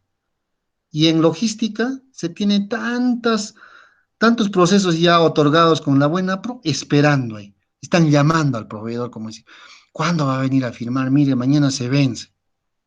¿Por qué? Porque si no lo firma, se va a tener que hacer otro proceso y otro tiempo perdido. Y peor todavía, hay algunos procesos que se retrotraen, ¿no? O sea, es todo un tema ahí complicado. Entonces había la ejecución de obras por administración directa y la otra por contrata. ¿Por qué digo este ejemplo que puse del hijo, no? Es como que yo no confiara en mi hijo, les decía, ¿no? Para que vaya a comprar el pan y busque al vecino y pensando que va a ser más ágil. ¿Por qué? Porque el hijo está durmiendo y con la pereza de decir, hijo, levántate, hijito, levántate. Ya papá, ya voy a regañadientes, se levantará pues en 2 minutos, ¿no? Pero mientras voy pensando en mi falacia ahí, de ir a buscar a otra persona para que me lo compre y sea más ágil, quizás lo otro hubiera sido, pues, aunque con demora, a regañadientes, pero hubiera sido en menos tiempo. Falta ese tipo de análisis a nivel de la ejecución de proyectos de inversión pública, justamente por especialistas que pueden ser del Conectamef o el mismo MEF. Es que claro, es gente que nunca ha estado en gestión pública, no ha estado ahí, no conoce la realidad, sino que llegaron por un concurso porque se abrió ahí la oportunidad laboral y ya. Es como que a mí se me abriera la oportunidad de confeccionar ternos, pero miro por ahí y ya voy aprendiendo poco a poco, ¿no? Pero no he estado pues, en el mismo lugar, no sé cuáles son los problemas que se suscitan. Y ustedes, por ejemplo, con la experiencia que tienen en gobiernos locales y de ese tema, qué bueno fuera que las convocatorias fueran así, ¿no? Se requiere funcionarios responsables de tal entidad con experiencia en gestión en tales gobiernos. Claro, como no hay eso, entonces uno se puede presentar, postularse y ya está. Llegó al cargo, pero a veces no se sabe ni para qué está en el cargo, ¿no? Esas ineficiencias en temas laborales se da a veces. Es distinto cuando uno ya está en el campo de acción, ve esto y dice, si estuviera ahí, podría sugerir esto, ¿no? ¿Cuál es el problema acá? ¿Por qué decía que el papá no confía en el hijo? Y en términos ya muy directos se los dije una vez en el Congreso. El Estado no confía en el mismo Estado. Es decir, que prefieren ellos que sean por contrata, disque para agilizar los procesos de ejecución de obras. O sea, ahí el tema es gastar por gastar y que se ejecute. Y ahora, de hecho, en las megatendencias hay un problema, y este es justamente el tema, ¿no? Que encaja con la conectividad para la reducción de las asimetrías de información. No sabemos que a quien va a contratar el gobierno local o el gobierno regional para que ejecute una obra, no sabemos si van a actuar de buena fe o de mala fe. Lo que se llama, en términos ya de modelos, el modelo de principal agente. Esto relacionado al problema de riesgo moral. Ya, gobierno local, principal, o gobierno regional, contrata a una empresa vía proceso, ¿no es cierto?, de licitación. Ahora, si es para la elaboración de algún expediente, tal, un concurso público, ya no es licitación, ¿no? Entonces, hay dos posibilidades. Que haga bien las cosas, como se llama en teoría, esfuerzo alto, o que haga lo que comúnmente a veces tomamos como riesgo moral, ¿no? Haga un esfuerzo bajo. Y generalmente quieren hacer esto, ¿no? Si no hay una buena supervisión, si no hay un buen control, si no hay un buen seguimiento, terminamos acá. Y como sabemos que va a haber reclamos y todo eso, entran a un conflicto y entran a lo que se conoce como los famosos arbitrajes. Ahí termina eso. ¿Cuál es la justificación? Ah, es que el gobierno local o subnacional, cualquiera que fuera, regional o local, contrata, o sea, va a asignar la obra por contrata, y ellos, claro, como tienen la total discrecionalidad, se le da el adelanto hoy día, ya mañana pueden comprar 10.000 bolsas de cemento, 5.000 varillas de fierro, todo lo necesario, mañana. Indumentaria, van a una tienda ahí, el área de logística de esta empresa contratista, compra indumentaria, boom. Pasado mañana se hace la primera piedra. Muy bien, pero ese es en el diseño, pues. Ese es en el diseño.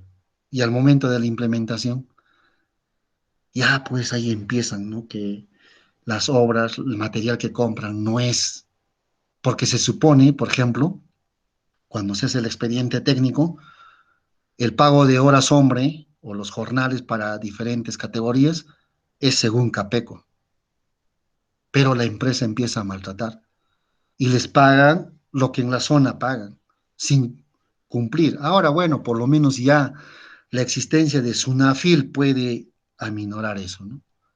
Pero en aquellas fechas no. En los alrededores se notaba que hacían por contrata y las quejas. A los obreros les pagan menos, les hacen trabajar el doble. Abusos, ¿no? ¿Y qué más? Que las obras no se están haciendo de la calidad como se esperaba, según expediente técnico. Y peor todavía si son aquellas obras que están debajo del suelo. Han puesto cualquier marca de tubería, tuberías no tan adecuadas, etcétera, etcétera, etcétera. Ustedes lo habrán visto también, habrán sido testigos de ese tipo de cosas.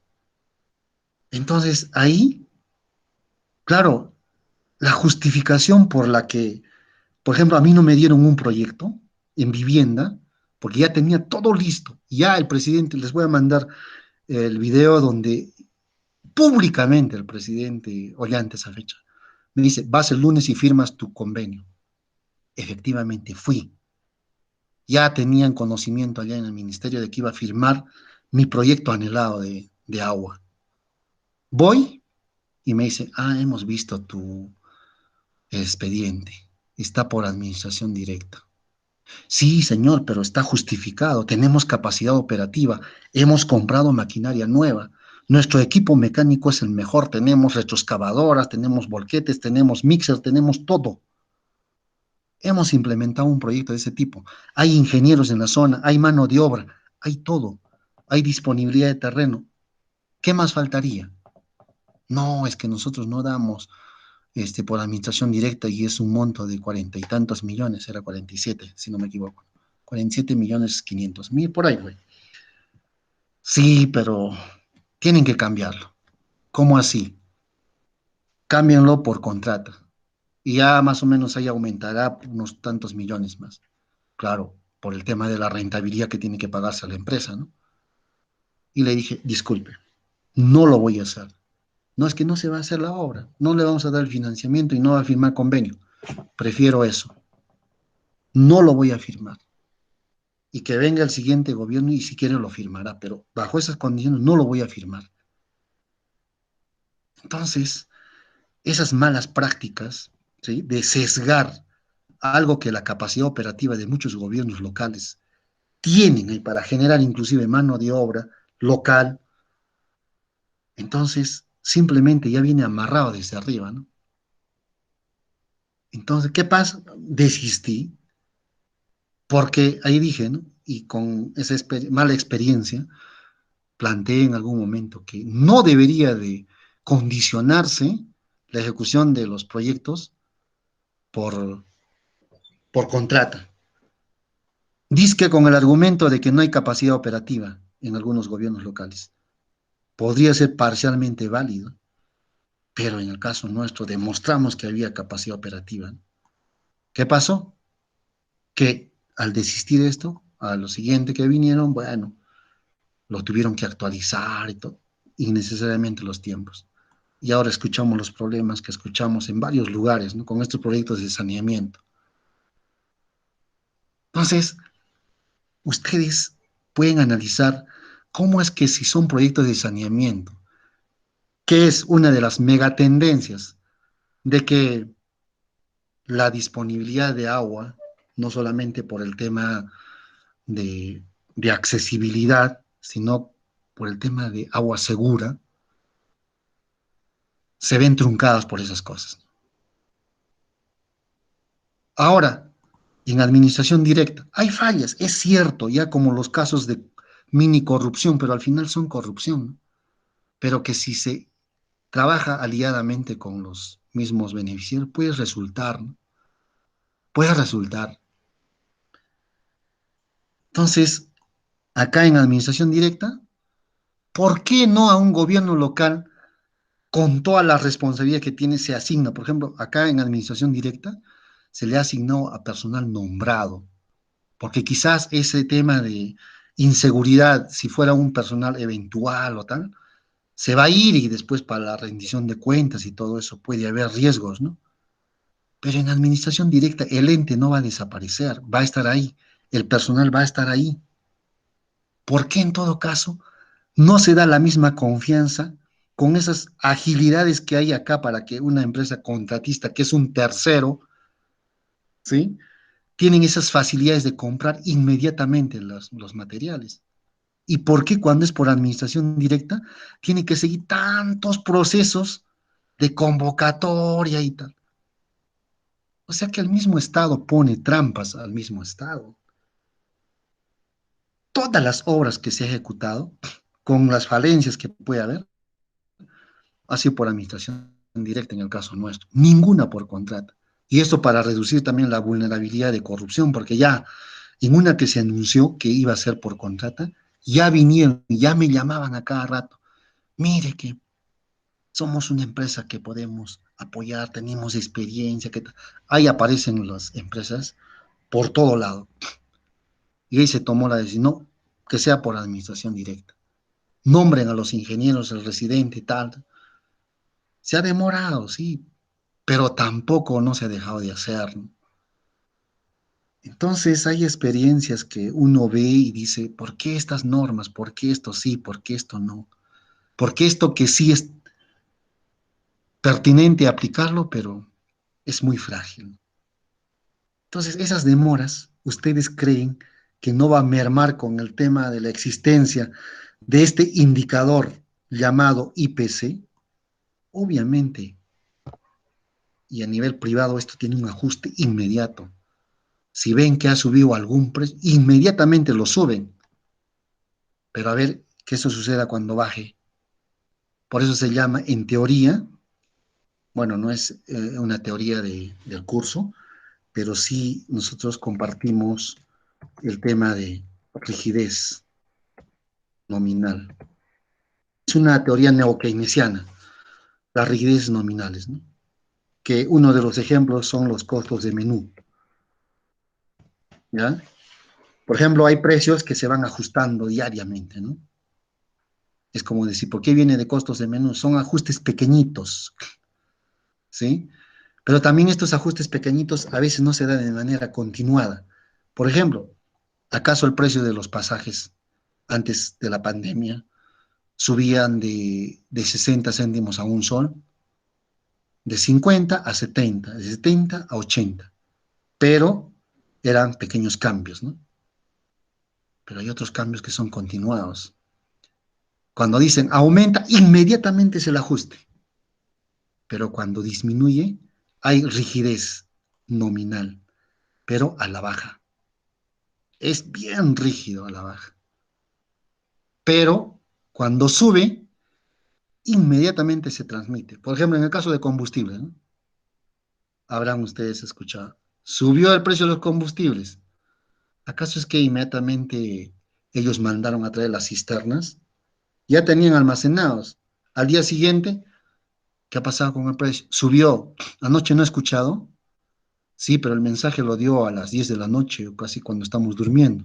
¿A qué momento llegó la cisterna cargada acá para que me venda el nuevo precio? Ah, es que faltó decir, ¿no? Costo de oportunidad. Es que si a usted le vendo a un precio más bajo, Si se mantiene el precio, ya no voy a poder llenar el tanque. Entonces, costo de oportunidad. Inmediatamente eso se ajusta. Pero, ¿y cuando baja? No, es que esto lo hemos comprado con el precio anterior. Tenemos que acabar eso y recién va a bajar. Esa es la teoría de rigideces nominales. Y eso se da en todo contexto, ¿no? Es como decir, a ustedes les ofrecieron en un contrato un salario, sube, ¿acaso suben inmediatamente el empleador? No, pero si dijeran bajen, ahí mismo les pueden bajar, ¿no? Pero ustedes no lo van a permitir. Hay rigideces nominales que funcionan en la realidad también. Entonces, al margen de esas rigideces nominales y tal, sí que hay mecanismos de transmisión instantáneos en los precios. Y uno de ellos es el tema de el IPC, la inflación. Si es que hay aumento de precios es porque este factor se está moviendo. Y al momento de hacer los cálculos como el PBI, tenemos que tomar en cuenta eso. No es que vamos a tomar a la ligereza y decir, ¿no? Bueno, nuestro PBI ha aumentado, por tanto, estamos mejor. No, falta esto que estamos postulando, la deflactación, convertirlo en términos de capacidad de compra. ¿Y cómo lo hacemos? Ah, conociendo el IPC, ese numerito. Si a mí me dicen, algo cuesta 1.200, o como en este caso, ¿no? Ya, mi PBI fue de 5.000, muy bien, nominalmente, ya, pero en términos reales, tengo que considerar el IPC. Si a mí me dicen, bueno, me dan un dato, ¿no? 2% de IPC, que es más o menos el promedio que tenemos de los años anteriores. Entonces, ¿qué voy a hacer? Según este modelo me dice, defláctalo. Es simple, miren. Es solamente ese valor nominal, dividirlo entre IPC. Pero el IPC es tasa. Ajá. Entonces, ahí cambiamos esto, ¿ya? El deflactor me dice, variable real es igual, perdón, variable real es igual a variable nominal entre IPC. Ya sabemos que en tasas, ¿cómo es? ¿Acaso no era uno más? En tasas es uno más. Porque si ustedes se acuerdan, entre valor futuro y valor presente, para un periodo nada más, ¿acaso no era cierto que F dividimos entre P y le restamos uno y eso resulta siendo R, o sea, tasa? Y si solamente queremos F entre P, ¿acaso no es cierto que ese menos uno se va al otro lado a sumar a la tasa? Que ordenándolo sería uno más la tasa. Eso es. Entonces, en términos de tasa, ¿cómo podría ser? Ah, la variable real sería, si fueran tasas, ¿no? Uno más tasa real igual a uno más tasa nominal entre uno más IPC. Chiquito le vamos a poner, como inflación. Eso sería en términos de tasas. Acá acabo de verlo, ¿no? O sea, otra vez es el cambio en este modelo nada más. Miren. O sea, que si yo tenía mi PBI de 5.000, ¿ahora puedo calcular el PBI real? Sí. ¿Cómo? Así. Solamente será los 5.000 entre uno más el IPC, que es 2%. Así tan facilito, sí, así, sencillo nada más. No es complicado. Ah, ya. Entonces, ¿cuánto será? 4.901, pero no es 5.000. Oiga, ¿y se podría esto complicar un poquito más o ampliar el modelo? Sí, podemos meter riesgo cambiario. Tendríamos que considerar la tasa de depreciación del tipo de cambio. De repente la tasa se depreció en 2%. Ya pues eso no va a ser tampoco en términos de PBI real en soles de 4.901. ¿Se han dado cuenta ustedes? Si solamente por 5.000 soles, ¿cuántos miles de millones se maneja a nivel del Estado? Y solo por este IPC, ¿cuánto perdimos en términos monetarios? 98, ¿no? En 5.000 soles, ¿no? ¿Y qué proyecto vale 5.000? Pues 5 millones será,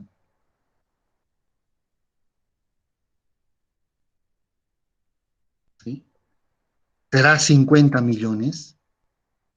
A ver, casi 1 millón.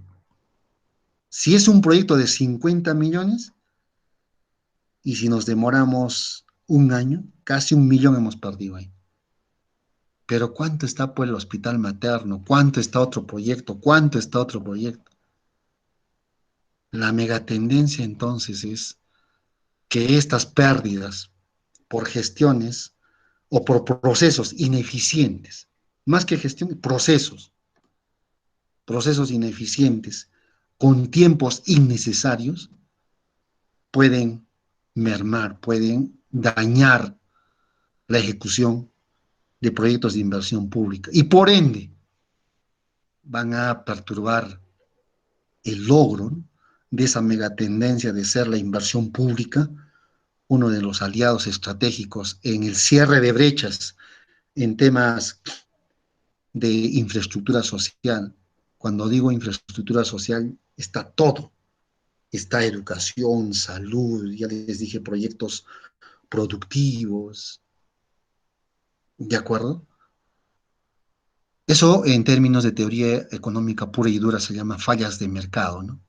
En la provisión de bienes y servicios públicos se llama fallas de mercado, porque no va a haber ningún privado que te ponga salud de manera gratuita. No, te ponen salud, pero a un precio diferente, ¿no? Entonces, como no todos pueden acceder a una salud privada, hay una falla en el mercado. El mercado, hay la demanda, pero no hay la oferta. En este caso, la oferta privada. Por tanto, es una falla del mercado. Una de las partes está fallando. Entonces, ¿quién entra a intervenir? El Estado. Entonces, con eso concluyo. El Estado interviene cuando hay fallas de mercado. ¿De acuerdo? Ahora, ¿cuál es el modelo que está detrás de todo esto? Tenemos unos 5 minutos más. El modelo es nuevamente esto. Nuevamente es esto. ¿Estás seguro? Sí, completamente seguro. Demuéstrelo. Acá ya no vamos a calcular valor futuro, sino el IPC acumulado de un año. O sea, ¿va a cambiar? Sí va a cambiar. Va a ser IPC acumulado. Muy bien. En vez de F, en vez de F. Ahora, decía, es mejor trabajar no con un valor como lo hicimos en la mañana en el escenario de simulación que estuvimos construyendo. ¿Se acuerdan? Acá, en tabla de datos, es mejor no con un valor, sino en términos del numerario. Y eso se adapta a cualquiera. Ustedes quieren, ¿cuánto será la población si ahora es 158.000? De acá a 10 años, sabiendo que la tasa de crecimiento es 1%. Ah, ya, fácil. Será pues 158.000 por esa cantidad. Si tenemos con otras cantidades, es fácil el numerario. Y aquí también es muy fácil trabajar con el numerario. Entonces, en lugar de poner P, un precio cualquiera, porque podemos hablar de los panes, galletas, azúcar, combustible, cualquiera, vamos a trabajar con el 1, numerario 1. Entonces P vale 1 y empiezan. 1 más, ya no va a ser tasa de interés, sino tasa de variación del IPC. Algunos positivos, algunos negativos. Ah, entonces puedo decir IPC de enero, sí, IPC de enero, puedo decir. Por 1 más IPC de febrero, muy bien. Por 1 más IPC de marzo, muy bien. Por puntos suspensivos, 1 más IPC de diciembre, de cualquier año. Acá está obviamente con sus respectivos años. Y luego, ¿qué más era? Ah, ¿se acuerdan el modelo? Restamos 1 para ver tasas de variación. Y eso hace un momento lo hemos visto, acá en el ejemplo que estuvimos trabajando. Miren, el menos uno para que sea tasas. Como estamos acumulando varias, entonces aquí en nuestro modelo, menos uno. Ah, o sea que a cualquiera de estas tasas le sumo uno y luego multiplico y le resto uno. Sí, así de fácil puedo calcular la inflación acumulada. Así es. Pero antes, esto no está en variación porcentual, a pesar de que la leyenda dice variación porcentual. Hagamos un pequeño cambio. Divídanlo eso entre 100, por favor, ¿ya? Divídanlo entre 100. Ahora sí, ya está. Y pónganle símbolo porcentaje. Nada más tienen que hacer. ¿De acuerdo? Nada más tienen que hacer. Divídanlo entre 100 y le ponen símbolo porcentaje. Y empiezan con algo que va a ser útil.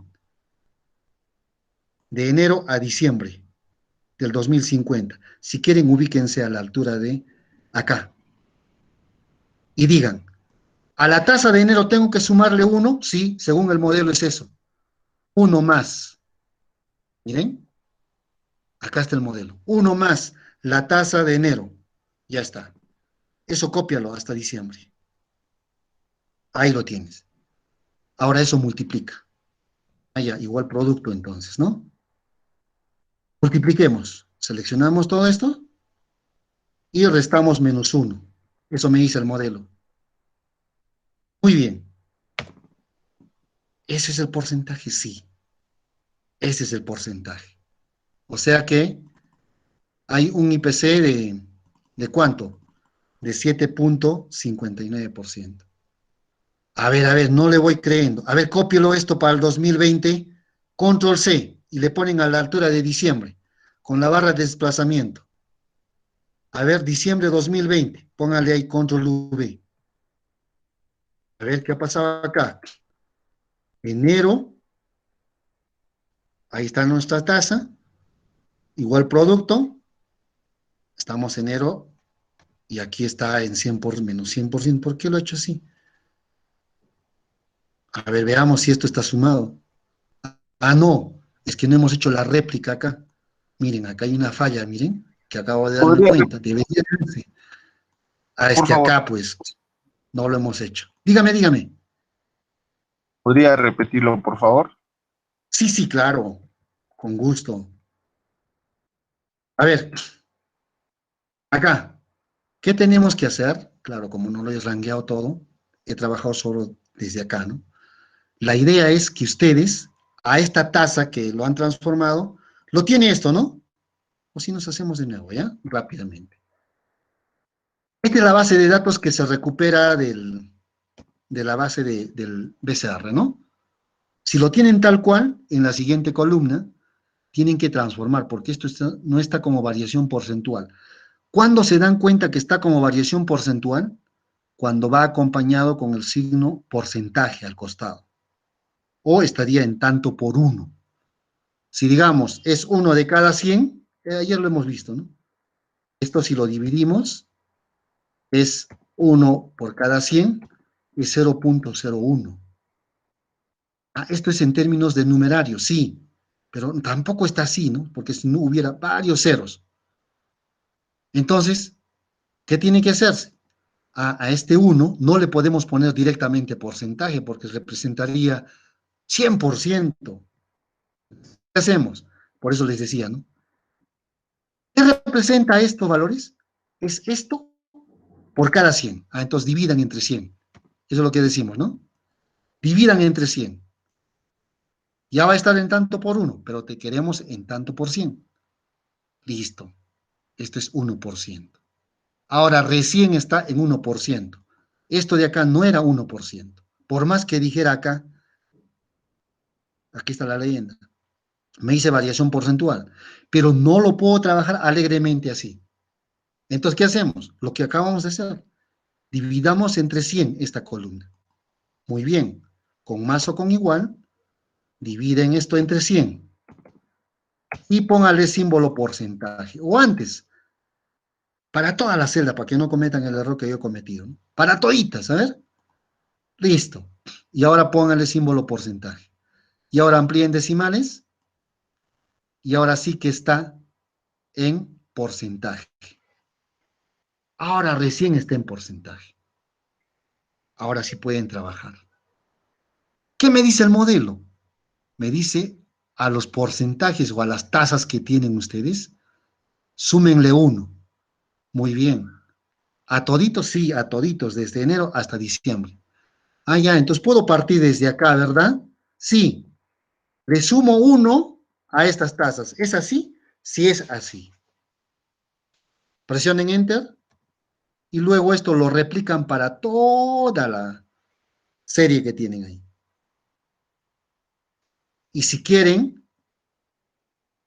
ya aplican, ¿no? Para enero. Como esto está todavía desde febrero, a la siguiente sesión haremos un simulador acá rápido, ¿ya?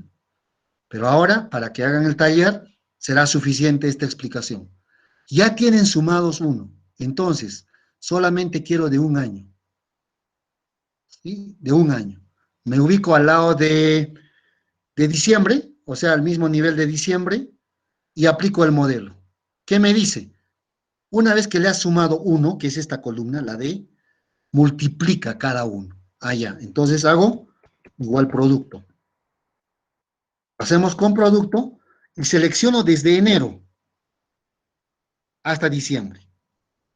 Muy bien. ¿Qué más me dice el modelo ajustado o adaptado?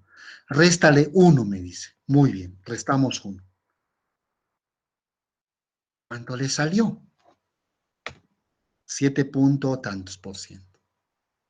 Y decía, como nosotros tenemos este dato para el 2020, ¿cuánto debe darme? 1,97. Porque recuerden acá, esta es la variación mes a mes. Si no, compartamos. Vayamos, pero antes voy a copiarme la fórmula, ¿ya? Control C. Y con la barra de desplazamiento vayamos hasta 2020. Ahí está. Voy a compartir pantalla. Y vamos viendo. Enero 2020. Esta columna tienen que ver, la C, o cualquiera de las dos, B o C. Y aquí está, miren, 0.05 enero. Enero, 0.05, redondeado está, ¿no? Febrero, 0.14, 0.14. Trabaja con 2 cifras. Recomendación, cuando ustedes hagan un análisis riguroso, nunca se copien los valores de acá. Si hacen las estimaciones, esto les va a generar un problema de redondeo, porque esto está redondeado, ¿no? Peor si es en PDF, peor si es en PDF. Bueno, por lo menos acá podemos visualizar que está con todos los decimales, ¿no? Acá está, por ejemplo, marzo, 0.064599, ahí está.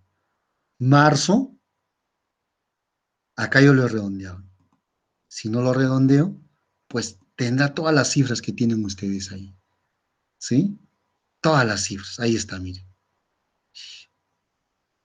Entonces, bueno, no sé si se ha desactivado, pero si ponía al costado de diciembre de 2020, yo creo que ya se ha desactivado, ¿no? Claro, es que ya he hecho movimientos. Nuevamente me voy acá al cálculo que han hecho ustedes, cópiense ahí, control C, y luego de ahí se van acá, ¿no? A diciembre de 2020, control V. ¿Cuánto me sale? 1,97. Efectivamente, está 1,97 y con todos los decimales. De acuerdo, 46,076 y tal, acá solamente ya. Entonces, miren ustedes que este modelo que hemos estado utilizando desde el inicio de la sesión, que es valor futuro, ya lo hemos adaptado ya. Obviamente que dentro de los journals de megatendencias, esto tiene otro tratamiento, ¿no? Mucho más interesante, y se los comparto. Esto mismo, ya no van a estar sumando ni nada, ¿ya? Voy a duplicar acá. Esto lo voy a desaparecer, pero antes me voy a copiar esta formulita por acá arriba, lo voy a pegar como valores, pero me voy a desprender de esto, ¿de acuerdo? Me voy a desprender de eso. Este valor tengo que obtener, ¿cierto? Sí, pero sin ninguna formulación como el que hemos hecho acá. No, no, nada de esto. A nivel de megatendencias ya tenemos que usar tecnología de información y comunicaciones. En este caso, en cualquier programa que ustedes tengan, lo pueden hacer también si es que posibilita eso, ¿no? Excel nos tiene preparado el vf.plan. De repente algunos de ustedes en el área de empresariales han usado siempre el VF, pero han visto el vf.plan y no lo han usado. Eso pasa. Principal, me pide principal el vf.plan. Póngale 1. Ya saben por qué el 1, ¿no? Es el referente para todo. Y si ustedes recuerdan esos ejercicios de fracciones, cuando decían, por ejemplo, 3 obreros trabajando tantas horas hacen 2/5 del trabajo. Para concluir cuánto se necesita o cuestiones así, ¿no? Si a mí me dicen 2/5, ¿el total cuánto es? 1. ¿Cuánto me falta? 3/5. Igual, esa misma lógica acá. Principal, 1, para cualquier bien o para cualquier servicio. La cosa que quiero calcular, mi inflación o IPC acumulado, para aplicar luego el otro modelo. Entonces, en principal ponemos 1, en programación, seleccionen esta columna, de enero a diciembre. Solo seleccionen, no le van a sumar 1, no. Ese es el modelo manual, modelo matemático. Eso a nivel de ingeniería económica o a nivel de matemáticas financieras les puede servir. Pero de repente les voy a enviar un journal de megatendencias, ya no van a encontrar eso, ¿no? De repente ya directamente con el vf.plan. Una vez seleccionado, cierran y le restan 1. Ya no es necesario estar haciendo otra columna y tal. Y con un simulador, esto es rapidísimo, ¿no? Para el año que quieran, cambian nomás una celda, ¡boom! Eso lo vamos a ver en la siguiente sesión. Pero para este taller será suficiente que ustedes sepan calcular, ya sea manualmente o con la función vf.plan, que no es complicado, es sencillo, como han visto ustedes, y ahí tenemos el mismo resultado. El mismo resultado. Ahí está. Esto fue con la cuestión manual, ¿no? De sumar a esto tampoco era difícil. Nos ajustamos al modelo nomás. Sumamos 1, multiplicamos y restamos 1. Ahí está. Pero mejor si existe algo que me va a agilizar esto. El vf.plan. Y el vf.plan solamente me pide 2 argumentos. El principal, que es 1, ¿no es cierto? Y luego el rango de datos. Y alguien preguntará, ¿puedo entonces calcular la inflación acumulada desde el 49 al 2021? Claro, puedes calcular. Empieza desde la C3 y terminas en la C, ¿qué? 871. Acá cambias nomás. Acá le pones C3 y C871. Y van a ver, se van a desmayar, ¿no? Tantos millones. ¿Cómo es, no? Por eso que en nuestra economía ha existido, pues, cambios de monedas. Antes eran los soles de oro, luego ya cambió a los intis, luego al nuevo sol. Bueno, ahora no fue un cambio drástico, digamos, de denominación, ¿no? Perdón, de valores o de reconversión, sino solamente fue un tema de denominación. Y también contablemente, ¿no? Ya no lleva soles slash puntos, sino soles slash nada más. Miren, entonces, ustedes tendrán un taller de réplica sobre algunos indicadores relacionados a megatendencias, ¿no? Y la pregunta será única. ¿Cuál es el adicional requerido para el cumplimiento si se mantuviera a precios constantes? Si es que consideramos un escenario inflacionario, ¿cuál será el monto requerido, el monto adicional requerido? Eso ya, claro, lo hacen a nivel de diseño de políticas, ¿no? Por eso es que en algún momento hasta la misma norma te autoriza, ¿no? Los adicionales. Y si ya ven que es exagerado, con autorización y conocimiento de Contraloría. Entonces, miren cómo es que dentro de las megatendencias tiene mucho que ver estos conceptos, ¿no? Que uno pudiera decir, ¿no? Son eminentemente económicos. ¿Para qué me sirven? ¿No? Es que ya ustedes están a nivel de doctorado y a nivel de doctorado el tema de ser muy cuidadosos en el análisis de temas, no estamos con el pregrado, ¿no? Ya a nivel de doctorado el tema de investigación, a ver, ¿de dónde salió este número? ¿Por qué dicen este número que es así? ¿Por qué la tendencia lo han puesto así? ¿Cómo lo han proyectado? ¿Cómo han llegado a ese resultado? ¿Por qué dicen que solamente con ese presupuesto vamos a atender a la tercera parte de la población mundial que está en extrema pobreza y no a todas? O sea, de ahí surgen, ¿no? Interrogantes. Y no olviden, la toma de decisiones en esos contextos tiene que ver mucho en números, no solamente en este contexto. Ustedes, como gerentes, ya en más de una vez habrán tomado decisiones, sobre todo si es que hicieron, por ejemplo, un análisis de la salud financiera de una empresa, sobre todo en la parte privada, ¿no? A través de los análisis de ratios, si es de liquidez o es de actividad o es de endeudamiento, ¿qué hacen? Toman decisiones. Dicen, no, esto, el ratio de liquidez está muy alto, muy bajo.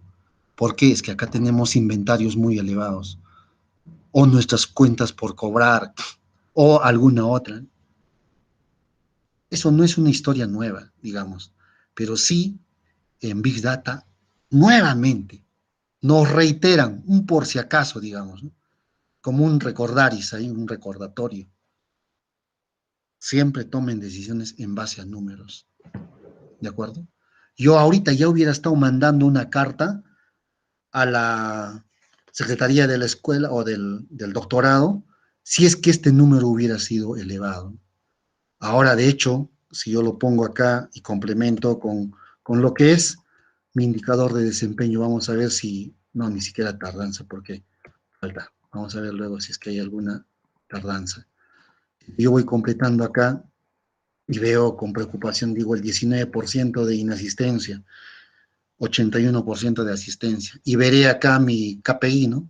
Cómo fue, digamos, al final. Vamos a ver, ¿no? Nuestro indicador de desempeño, si al final ya fuimos todos o hemos ingresado un poquito tarde, ya veremos cómo va a ser eso, ¿no? Por el momento es todo desalentador, ¿sí? Bueno, el tema de presente se ve agudizado por el tema de faltas.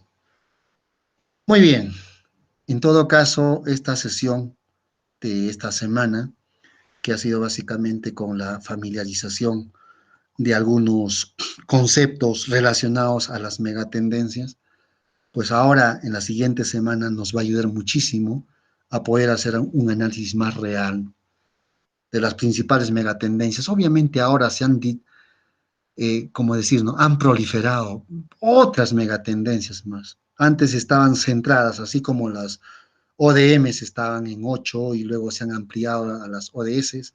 Igual acá en las megatendencias ya se están tomando otros criterios y veremos cuáles son esas otras, ¿no? Y de seguro que seguirán habiendo más todavía. Muy bien. Disculpen, nos hemos pasado un tantito, pero era necesario para el taller que eso lo tuvieran antes que yo les dijera, háganlo en base a esta presentación. Ahora sí, ya solamente falta que ustedes le den una miradita a la cuestión de la metodología de Big Data. Primero es datos, ¿sí? Hemos estructurado el dato, ¿se acuerdan? Lo hemos pasado dividiendo entre 100 y porcentaje. Ya, eso fue facilito ahí. No será tan fácil en otros procesos, de hecho, ¿no? Luego la fase de modelación. Hemos visto cuál era la modelación metodológica teórica. Era sumar uno, multiplicar y luego restar uno. Y luego vamos al resultado. Todavía no hemos hablado de toma de decisiones. Porque, según nuestro conocimiento, sabemos que el reporte de inflación me dice hay un margen de 1 a 3%. Ah, bueno, como esto que hemos obtenido es del Bueno, acá no, pues, ¿no? Antes eso no había la inflación objetivo, sobre todo para el final, ¿no? Acá, 2020. No lo tenemos calculado. A manera de recordar, VF.plan, nuevamente, ¿no? Principal, 1, y programación. Seleccionamos solo aquello que hemos transformado en porcentaje, no sumándole 1, cuidado. Y le restamos 1. Ya está. Coincide con lo que tenemos en la nota semanal o en este cuadro, ¿no? Era 1,97. ¿Cuál es? Esta es 1,97, con 3 decimales. Bueno, entonces, como esto está dentro del rango meta, la recomendación o la toma de decisiones será: sigamos aplicando las medidas de política monetaria que hemos venido aplicando porque nos ha dado resultados. Pero ahora ya ha cambiado el mensaje. En el 2021 ya estamos con un rango meta, o perdón, con un indicador por encima del rango meta, o sea, por encima de 3%. Y ya le están dando la explicación de que se debe a shocks externos y también al tema de la reactivación lenta después del, no, ni siquiera después del, porque seguimos en la etapa de este riesgo en salud pública, ¿no? Muy bien, entonces el taller no va a ser muy complicado, va a ser dándoles cifras de muchas megatendencias, sobre todo nacionales, decirles en términos reales cuál es el valor, obviamente descontando inflación, ¿no? Y ya saben que teniendo ese numerito, lo único que tienen que hacer, porque está acá ya con presente, bueno, se ha ido ahí. Ah, es que he copiado. Bueno, decía que ustedes teniendo ya ese numerito ya pueden hacer esto, ¿no? Acá le puse 2%, pero a ver, 1,97 que nos salió. Ya está. Este es el real. Y este es el faltante. En eso va a coincidir, pero ya no será pues una cifra inventada, ¿no? Sino va a ser una cifra relacionada con las megatendencias nacionales. ¿De acuerdo? Muy bien. Si hubiera alguna inquietud, apenas se tenga ya el link del video, se les va a compartir. Por favor, ingresen con correo institucional. Así no van a tener problemas de poder acceder. Muy bien. Llamaré lista en todo caso. 1. Presente, doctor. Muy bien. 2. Presente, doctor. 3. Presente. 4. Presente, doctor. 5. 6. Presente. 7. Presente, doctor. 8. Presente, doctor. 9. Presente, doctor. 9. 10. 10. 11. Presente, doctor. 12. Presente, doctor. 13. Presente, doctor. 14. Presente, doctor. 15. 16. Presente. 17. Presente, doctor. 18. Presente, doctor. 19. Presente, doctor. 20. Presente, doctor. 21. Presente, doctor. 22. Presente, doctor. 23. Presente, doctor. 24. Presente, doctor. 25. Presente, doctor. 26. Presente, doctor. Muy bien, Doctor, muy bien. doctor, buenas Sí, tardes. buenas Puse tardes. presente en el chat el número 15. Disculpe. Sí. Ya, ¿alguien más? Su compañera Gretzi, por favor, quizás en el chat. ¿No? Muy bien. Miren, nuestros indicadores de presente y falta ha mejorado, ¿no? Sí, o sea, es un buen signo. A ver, al final, bueno, tenemos, ya no, pues, como era hace rato, ¿no? Los presentes hemos mejorado inclusive. Muy bien.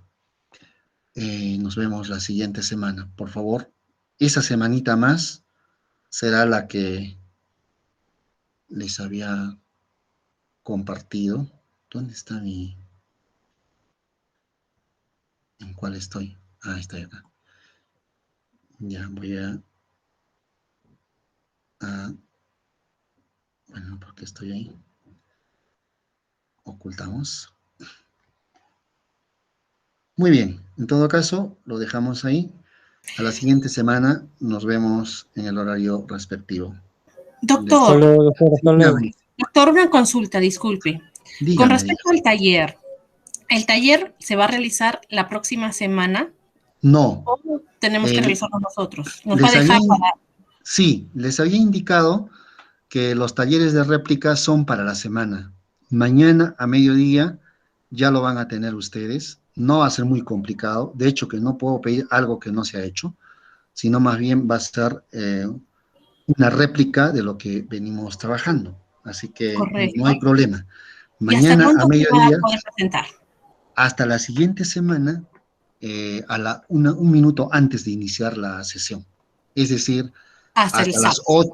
8:29 de la mañana del próximo sábado, 17. ¿Sí? Ok, doctor, muchísimas gracias. Genial. No Buen se preocupen. domingo. Igualmente, que les vaya bien y me despido de ustedes. Buen provecho también, buen provecho. Gracias, doctor. Hasta la siguiente semana. Gracias, doctor. La siguiente semana, compañero doctor. Hasta la siguiente semana, que les vaya bien. Voy a detener la grabación.